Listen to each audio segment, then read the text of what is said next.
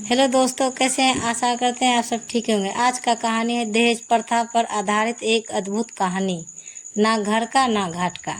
आज भी हमारे समाज में दहेज प्रथा फल फूल रहा है। दहेज ना देने की वजह से ना जाने कितनी लड़कियों की शादी नहीं हो पाती है। लोगों की मानसिकता आज भी वही है, लड़कियों की गुणों को न देखकर बल्कि धन दौलत की मांग की जाती है। कहीं कहीं तो शादी के मंडप में दहेज की अतिरिक्त मांग की जाती है और समाज में मान सम्मान की वजह से लड़की का पिता दहेज किसी भी तरह जुटा ही देता है, लेकिन कभी कभी इसका उल्टा भी हो जाता है। तो आप लोगों को के लिए एक ऐसे ही प्रेरणादायक कहानी लेकर आया हूँ, उन लड़कियों के लिए जिनकी शादी में पहले तो काफ़ी मोटी रकम दहेज के तौर पर दी जाती है, फिर भी शादी के मंडप पर अतिरिक्त मांग भी की जाती है। ऐसी स्थिति में हर लड़की का फर्ज यही कहता है कि ऐसे इंसान से शादी नहीं करना चाहिए जो दहेज का लोभी हो और समाज के बीच में दहेज की मांग करता हो। श्रुति एक संस्कारी लड़की थी जो कि सरकारी नौकरी करती थी और अपने पिता के 3 पुत्री में बीच की पुत्री थी। किसी कारणवश उसकी एक बार सगाई टूट चुकी थी और अब उसकी शादी सुमित नाम लड़के के साथ तय हुई थी। चूंकि श्रुति के पिताजी सरकारी विद्यालय में बाबू के पद पर कार्य थे और वे अपनी बड़ी लड़की की शादी अच्छे संस्कारी परिवार में कर चुके थे और अब श्रुति की बारी थी। श्रुति की शादी में भी अब उन्होंने अच्छा खासा दहेज और खर्च का इंतजाम कर रखा था, किंतु इधर सुमित और भी दहेज की चाहत रखता था। उसका और उसकी मामी ने योजना बनाया कि शादी की कन्यादान के दौरान दहेज में श्रुति के पापा से मुंह मांगी रकम मांग लेंगे, क्योंकि श्रुति की एक बार रिश्ता पहले ही टूट चुका था और यह मांग उनके लिए जन्म और मरण का सवाल हो जाएगा।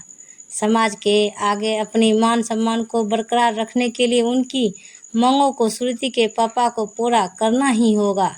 समय आते श्रुति की शादी का दिन आ ही गया। बड़े ही धूमधाम से शादी की सभी रस्में संपन्न की गई, लेकिन जैसे ही कन्यादान का समय आया, सुमित ने अपनी पूर्व योजना के अनुसार अपने दोस्तों के सामने अपनी शानो शौकत को दिखाने के लिए श्रुति के पिताजी से डिजायर कार और 10 लाख की मांग कर दी। श्रुति ने जैसे ही यह सब सुना तो उसके पैरों के नीचे जमीन खिसक गई। उसकी कान फटे रह गए। एक तरफ पिताजी की इज्जत, दूसरी तरफ इतनी सारी दहेज की मांग, क्या करें? उसके सामने जीवन मृत्यु का प्रश्न खड़ा हुआ था और उधर सुमित एक तरफ खड़ा होकर कुटिल मुस्कान देते हुए अपने दोस्तों के बीच हंसी ठिठोली कर रहा था, क्योंकि उसे पूरा विश्वास था कि श्रुति के पापा के पास मांग पूरी करने के अलावा कोई चारा नहीं है।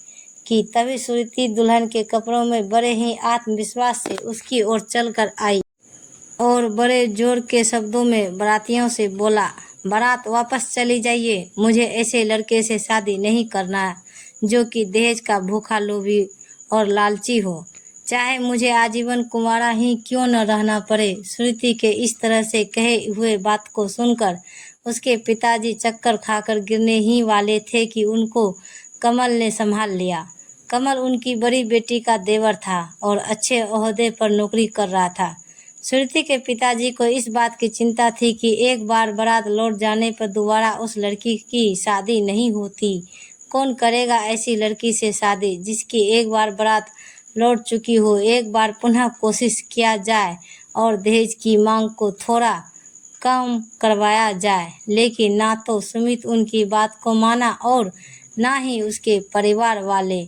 तब कमल ने श्रुति का हाथ पकड़ते हुए बोला कि यह मंडप सजा रहेगा और यहाँ फेरे भी होंगे। श्रुति से विवाह भी मैं करूँगा बिना किसी लेन देन के।